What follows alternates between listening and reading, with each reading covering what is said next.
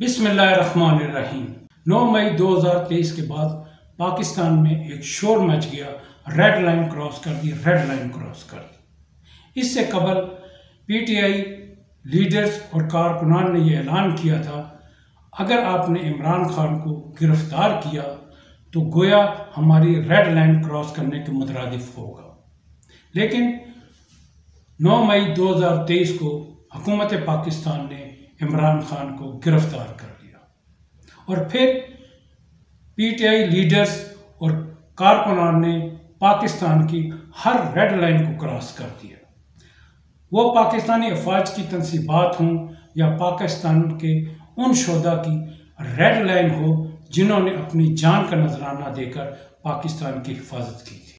हम यहाँ हुकूमत पाकिस्तान, पीटीआई और रेड लाइन के मामले को कुरानी आयात में देखेंगे कि ये क्या मामला। आपके फौरन ज़हन में बात आई होगी, कुरानी आयात में? जी हाँ, कुरानी आयात में हम देखेंगे, क्योंकि एक मुसलमान होने के नाते हर मामले को हमें पहले कुरान हदीस की रोशनी में देखना चाहिए कि ये क्या मामला है और इसके क्या अहकामात हैं।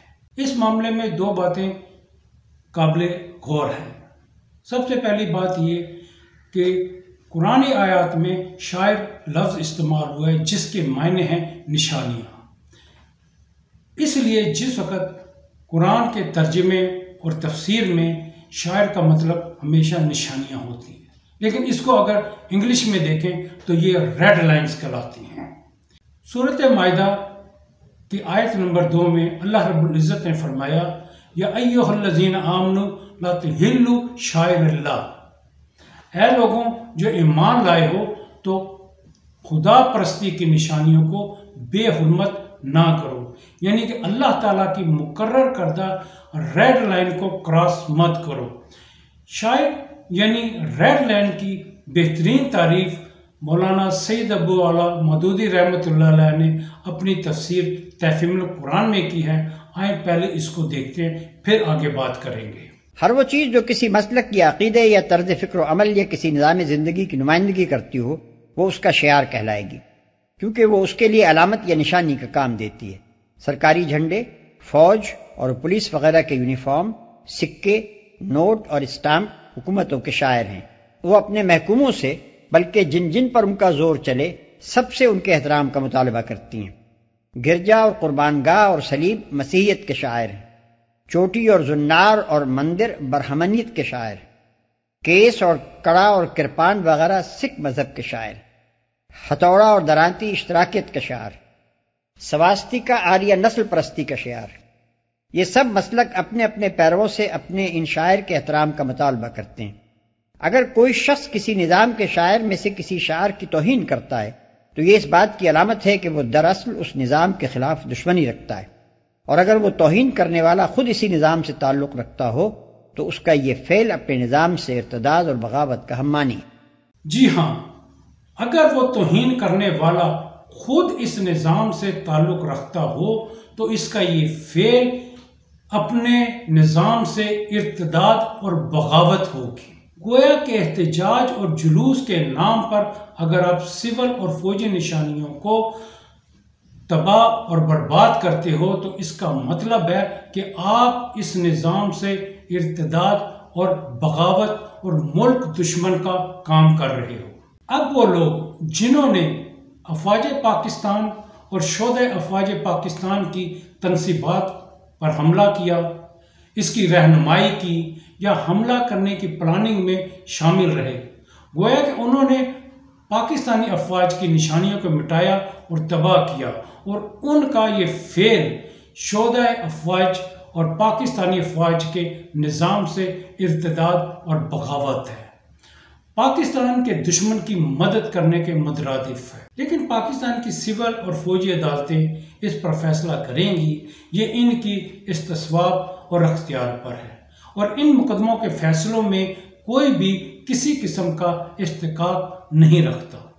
लेकिन अदालत ने क्या फैसला किया और वो फैसला इस्तिकाम पाकिस्तान के लिए क्या मायने रखता है, ये तारीख का एक हिस्सा बनेगा। अब आते हैं दूसरी बात की तरफ, पीटीआई वालों ने इमरान खान को अपनी रेड लाइन करार दिया।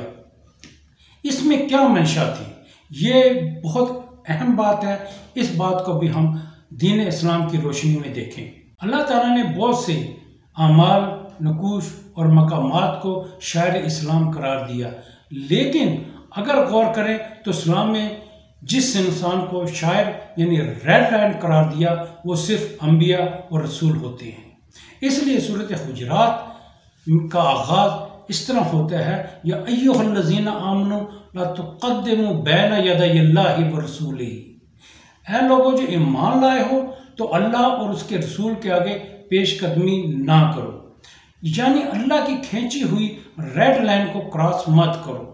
यही वजह है कि जब रसूल सल्लल्लाहु अलैहि वसल्लम की बात आती है तो वहाँ बात ख़त्म हो जाती है और अहले ईमान को इससे आगे बात करने की या इससे आगे बढ़ने की इजाज़त नहीं होती है। इस बात को मद्देनज़र रखते यानी किसी इंसान को रेड लाइन करार देना तो ऐसे ही था जैसे पीटीआई वर्कर्स को ज़हनी तौर पर तैयार करना था कि इमरान खान को रेड लाइन समझे।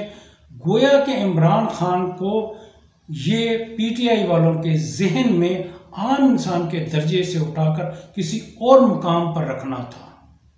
यही वजह है कि इस रेड लाइन के हवाले से कुछ ऐसी वीडियो सामने आई हैं, इनको इनके अल्फाज में बयान करने की अहले ईमान जसारत भी नहीं कर सकता, इसलिए हम इनका मफहूम बयान करते हैं। एक वीडियो में भरे मजमे में एक बच्चे से कहलवाया गया इमरान खान के मुतालिक कि मोहम्मद सल्लल्लाहु अलैहि वसल्लम के वालिदैन के बाद आपके वालिदैन इस दुनिया में खुश नसीब वालिदैन हैं। दूसरी वीडियो में एक खातून ये कह रही हैं कि जिस तरह मोहम्मद सल्लल्लाहु अलैहि वसल्लम पर सहाबा शहीद हुए, इसी तरह इमरान खान के लिए मरने वाले भी सहाबा की तरह शहीद हैं। और ऐसी बहुत सी वीडियो मौजूद हैं और इमरान खान के अपने ऐसे ऐसे बयानात मौजूद हैं जो इन पर कातलाना हमले का बाइस बने थे।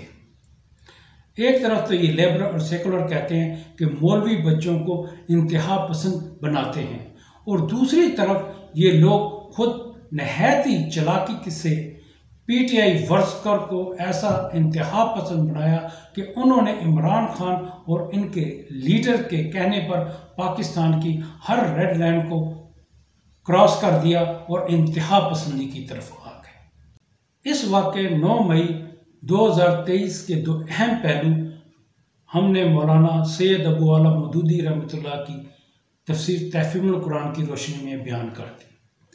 इस पर दीगर सियासी और मसली जमातें अपना मौक़िफ़ और नुक्ते नज़र रखती हैं। लेबर और सेकुलर लोगों की सोच कुछ मुख्तलिफ हो सकती है, लेकिन जैसा कि पहले हम कह चुके हैं कि इस कर्बनाक, दर्दनाक, दिलसोज और अफसोसनाक वाक़े पर फौजी और सिविल अदालतें अपने अपने कवानीन के मुताबिक फैसले करेंगी, और वो इस्लामी कवानीन से किस हद तक मुशाबत रखते हैं और पाकिस्तान के मुस्तकबिल पर क्या असरात मुरतब करेंगे, ये वक्त ही बताएगा।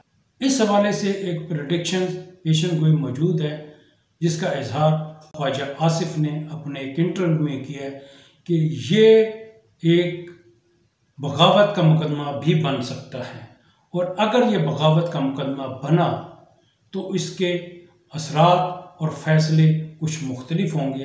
इंतज़ार करते हैं कि ये प्रेडिक्शन किस हद तक सही होती है।